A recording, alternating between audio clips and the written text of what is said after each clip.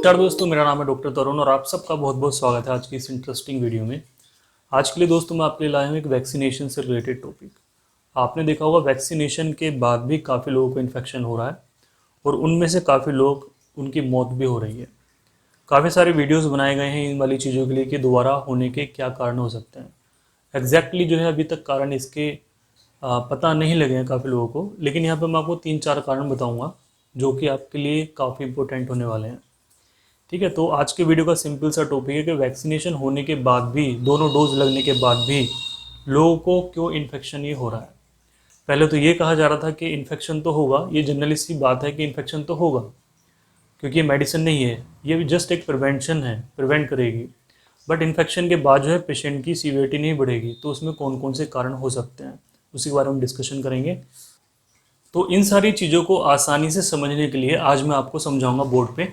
तो आप वीडियो को लगातार में देखिए, आपको सारी चीज़ें समझ में आएंगी कि क्या क्या प्रॉब्लम पेशेंट्स के अंदर हो सकती है जिसकी वजह से उनकी जान जा रही है या फिर उनको बार बार इन्फेक्शन ये हो रहा है।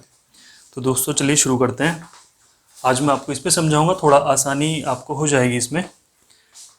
तो चलिए स्टार्ट करते हैं। तो दोस्तों हमारा टॉपिक है वैक्सीनेशन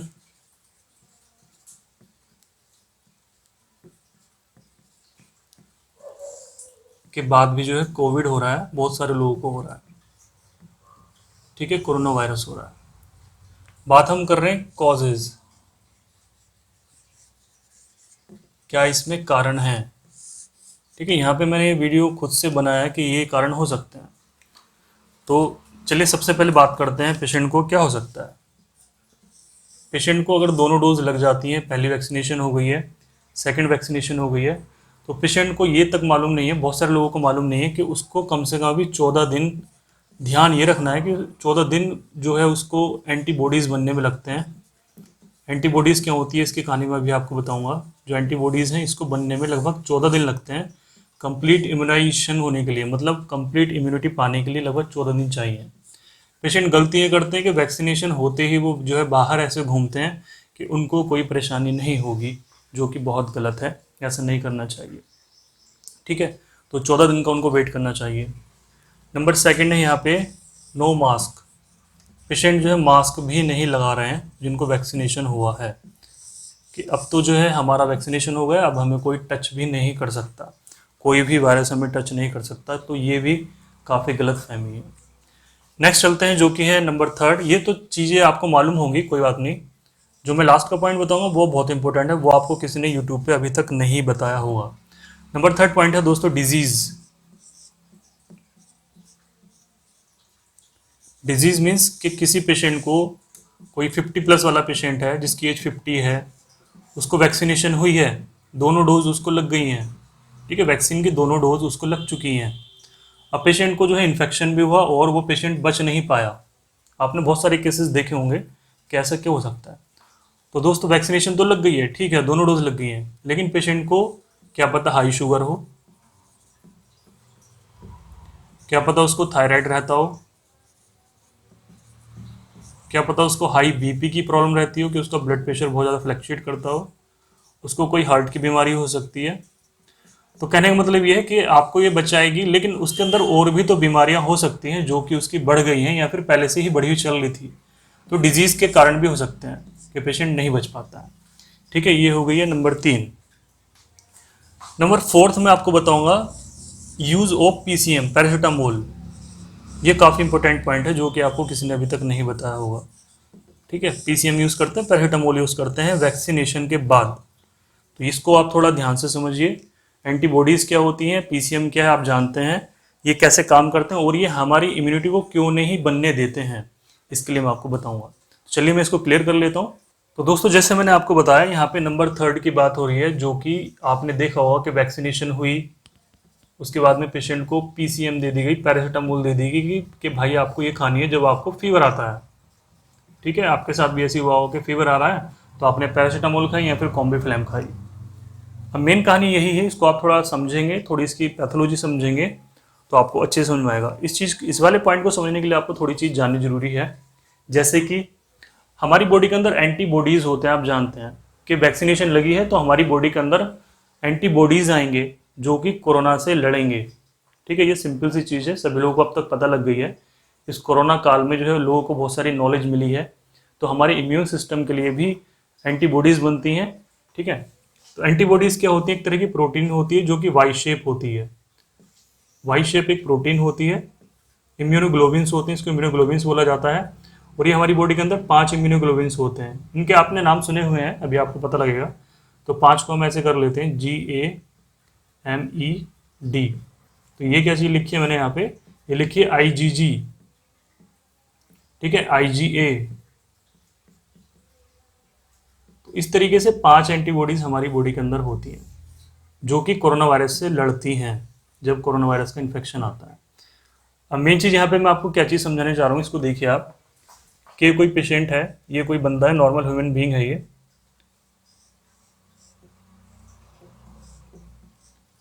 ठीक है, इस तरीके से आप समझ लीजिए इसको।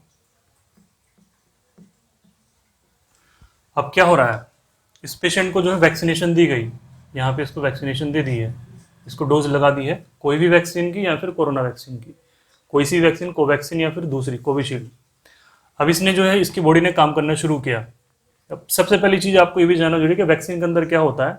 और वैक्सीन के अंदर जो है एंटीजन होते हैं, आप इस तरीके से समझ सकते हैं कि इनएक्टिव फॉर्म में कोरोना वायरस के एंटीजन है, कि हमारी बॉडी के अंदर अगर ये चीज़ आएगी तो हम एंटीबॉडीज़ बना रही है इस बीमारी से लड़ने के लिए। तो दोस्तों आप इस तरीके से भी आप इसको समझ सकते हैं कि हमारी बॉडी के अंदर कोरोना वायरस का इन्फेक्शन करवाया जा रहा है वैक्सीन के द्वारा, लेकिन वो आर्टिफिशियल है। ठीक है, वो आर्टिफिशियल है कि हमारी बॉडी को बताया जा रहा है कि भाई आपके अंदर कोरोना वायरस का इन्फेक्शन आया है।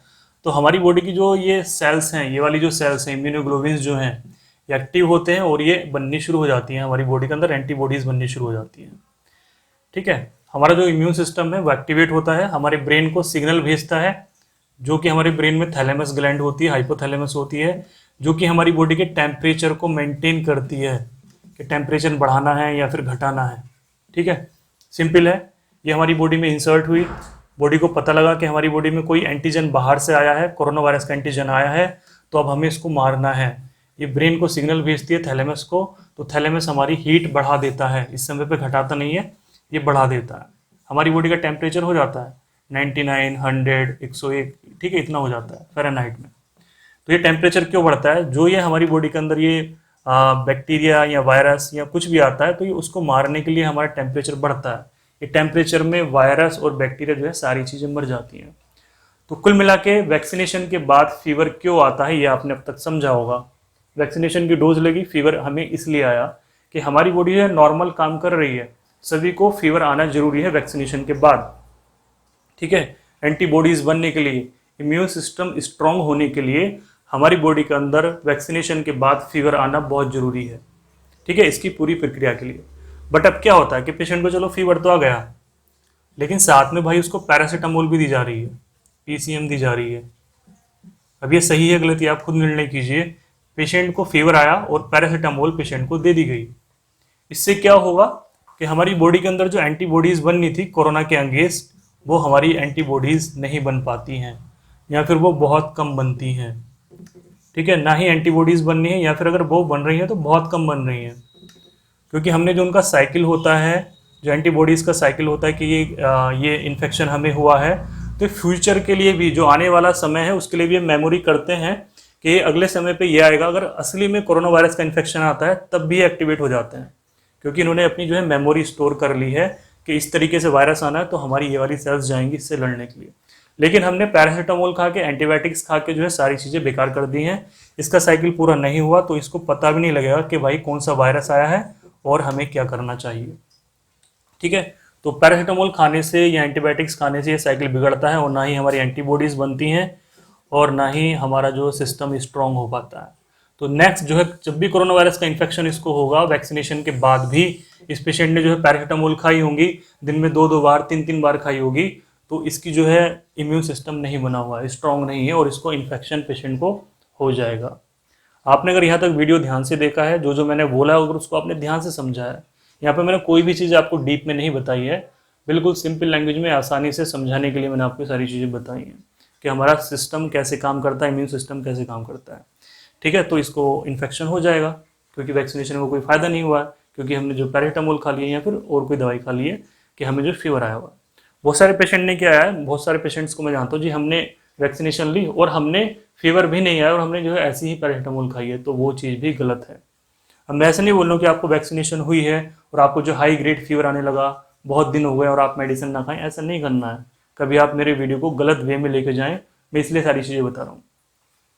आपको अगर कोई भी प्रॉब्लम है और आपको बुखार सहन नहीं हो रहा, तो आप अपने पास के डॉक्टर को आप दिखाइए, जिससे कि वो आपकी प्रॉपर और जांच कर सकें कि आपको और कोई परेशानी तो नहीं हो गई है और कोई इन्फेक्शन तो नहीं हो गया है, ठीक है, जिससे कि वो आपकी प्रॉपर जांच करवाएं और आपको पता लग सके कि आपकी बॉडी के अंदर वायरल इन्फेक्शन चल रहा है, ये वैक्सीन का असर नहीं है, ठीक है। ये बहुत ज़रूरी है आपके लिए।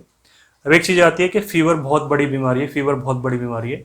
फीवर बीमारी नहीं है, फीवर जस्ट एक साइन है कि आपकी बॉडी के अंदर कोई बीमारी चल रही है, आपकी बॉडी के अंदर कोई प्रतिरोधक क्षमता एक्टिवेट है, क्योंकि अंदर लड़ाई हो रही है, सिंपली अंदर लड़ाई हो रही है, एंटीबॉडीज की और कोरोना वायरस की लड़ाई हो रही है, तो बॉडी हीट प्रोड्यूस कर रही है, उसको मार रही है, उसको लड़ रही है। और आप क्या कर रहे हैं, वो मेडिसिन खा ली, पैरासीटामोल, एंटीबायोटिक्स खा ली और उसने जाके सारी चीज़ों को मारा, हमारी बॉडी के सेल्स को भी मारा, कोरोना वायरस को भी मारा और जितने भी इन्फेक्शन होते हैं उनको मारा, ठीक है। उससे जो हमारी बॉडी को भी नुकसान होता है। अब इसका मतलब ये भी नहीं कि आपको 102 फीवर आया हुआ है 3 दिन से और आप कोई मेडिसिन ना खाएं, ऐसा नहीं करना है। यहाँ पे जस्ट मैं आपको इन्फॉर्मेशन दे रहा हूँ, क्योंकि फीवर को कंट्रोल करने के लिए और भी कई तरीके होते हैं, ठीक है। ये हो गया दोस्तों यहाँ पे सारी कहानी। तो मेरी नज़र में सबसे बड़े कारण ये है और सबसे बड़ा कारण ये वाला है, मास्क वाला, 14 दिन वाला, बीमारी वाला, ये तो सब आपको पता होंगे, लेकिन शायद आपको ये पता नहीं होगा। ये जो है कोई भी चीज़ ऐसे खुल के नहीं बताते हैं। तो दोस्तों ये था मेरा वीडियो, और इसी तरह के वीडियोस देखने के लिए, इंटरेस्टिंग वीडियो देखने के लिए आप मेरे चैनल को जरूर सब्सक्राइब कीजिए। आपकी कुछ भी क्यूरीज है नीचे तो आप जरूर कमेंट करके आप मुझसे पूछ सकते हैं। आज की वीडियो में इतना ही। Thank you so much.